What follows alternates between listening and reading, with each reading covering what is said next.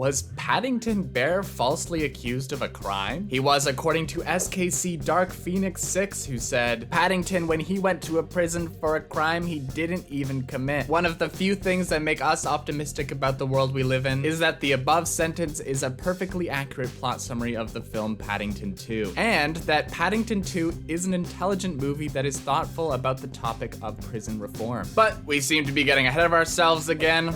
Sorry, if I don't eat before these voiceovers, I get really sleepy, so I thought that I'd just eat and do the voiceover at the same time. And that's a bad idea? Okay, just give me 1 second. I'm just gonna...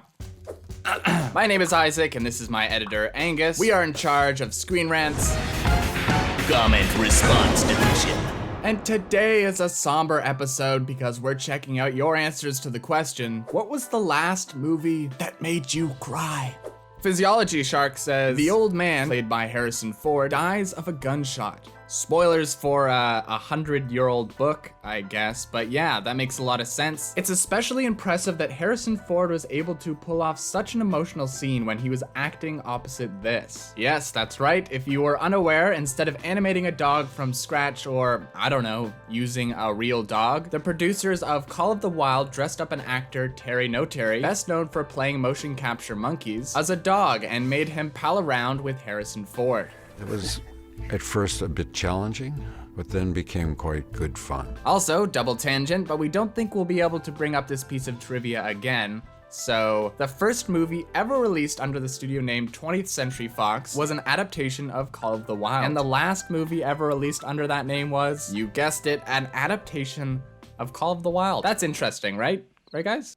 Interesting? All right, moving on. Declan says, I don't cry. Fair enough, Declan, but here at the Comment Response Division, we take that kind of statement as a challenge. So we've compiled the most popular answers into a montage designed specifically to make you cry. This is Screen Rant's Try Not to Cry challenge. And let us know if you made it through without crying in the comments down below.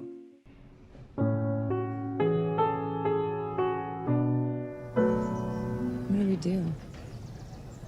I don't think we can do anything.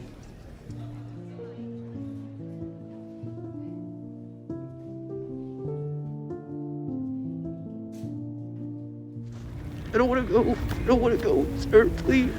Please, I don't want to go. I don't want to go. The last thing I did was lie to him. It isn't your fault. It's not your fault.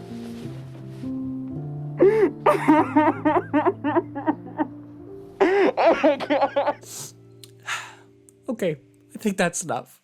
Steve H says, 3 movies where real men cry. Number 1, when Terminator was lowered into the vat. Number 2, when Optimus Prime was killed by Megatron in the 80s Transformers movie. Number 3, One Last Ride with Paul Walker. That's right, all real men, please take note. Real men are only allowed to cry at 3 things. Number 1, robots. Number 2, robots that turn into cars. Number 3, guys that drive cars. But on a serious note, you would have to be a robot not to cry at the end of Furious 7. And speaking of Furious 7, Adam Webb says, Old Yeller many years ago when I was a small child was gonna say I cry every time I see they're making another Fast and Furious, but that's Scream. What? There's our obligatory Old Yeller reference for the episode, but for the first time it actually made a commenter sad. On the Fast and Furious point, do you mean you scream whenever they announce a new one, or you cry whenever they announce a new Scream movie? And furthermore, do you get mad when they announce a new Mad Max? Huh?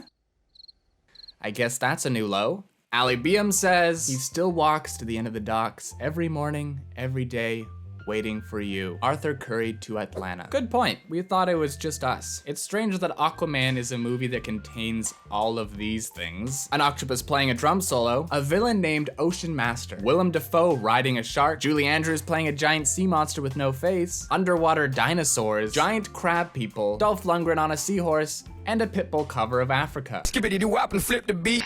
Darling, And yet the most memorable element is the romance between Aquaman's parents, which is sweet, well acted, and moving. For our money, it works 10 times as well as the romance between Aquaman and Mira, which is given a lot more screen time. Aquaman is a movie that throws everything at you, so it's funny that the most enduring image is the one described in the original comment. Middle-aged Maori waiting on a dock for the love of his life to come back.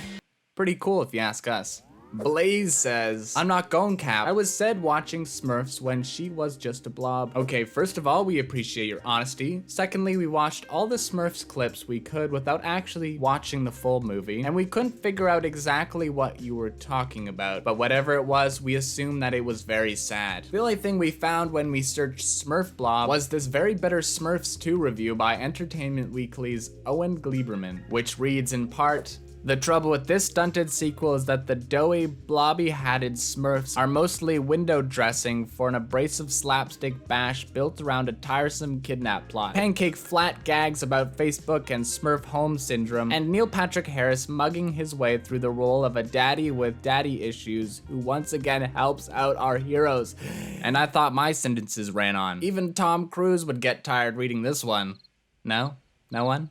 Awesome Creeper Brian says, Deadpool 2, when Wade dies at the ending and meets Vanessa in heaven. Look, we don't want to invalidate anyone's tears here, and we totally understand why the scene gets you, but as a counterpoint, doesn't the movie undo all this emotion with the time travel stuff a few seconds later? This isn't unique to Deadpool either. Lots of movies, especially family movies, feature sad endings that are immediately reversed or undermined. A notorious offender, at least in my mind, is Big Hero 6, which for the most part is a smart movie. At the beginning, the character of Baymax is introduced as a way to help the main character Hero through his grief. Hello, I am Baymax, your personal healthcare companion. And eventually let go of his late brother. When Baymax sacrifices himself for Hero, we see that it was the final step in the grieving process, and Hero's now able to move on. It's very effective. But then, one scene later, Hero builds a new Baymax, so Disney can make a sequel, which is annoying. But if anyone's wondering, this criticism doesn't apply to movies we watched when we were kids, like The Iron Giant and Ice Age. Those movies are masterpieces. XNNX69 says, Zero Levels History Documentary and Notes for Smart Learning DVD. Is this a sponsored comment, or was this really the last movie to make you cry? Either way, we looked it up, and Smart Learning appears to be a now defunct website that would allow you to study along with a DVD that you played on your computer. But hey, the power of learning can be an emotional thing. Does anyone else have any educational videos they'd like to plug? Project Flashlight says, Industrial Solvents, a Vision for the 1970s, Centron Productions, on behalf of DuPont Chemical, 1969, 24 minutes,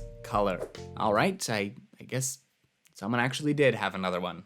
I have no idea what that is. Gabriel says, the entirety of The Farewell in 2019. You know what, Gabriel? We agree completely. This movie was devastating, but it was also engaging and full of humor. The fact that it was completely ignored by the Oscars last year was an actual crime. If you've never heard of the movie, it's about a Chinese American woman that learns her grandmother, who lives in China, has terminal cancer. Her entire family is going to visit, but they haven't told the grandmother that she is sick. Instead, they invent a fake wedding as an excuse for the family to visit her. This premise is already pretty sad, but as the movie goes on, you realize that the title has a double meaning. It's not just about a family saying goodbye to a grandparent, it's about a first-generation immigrant realizing how much she's missed her original home. As she starts to settle into her life in China, she realizes that by the end of the film, she's going to have to say two goodbyes. If you love family dramas or crying, it's really hard to beat The Farewell. Niall says, it was actually a football match, Liverpool versus Leeds United, and I started crying of happiness when Jack Harrison scored. That's great, Neil. We don't know anything about sports, but we know there's a ball involved somewhere.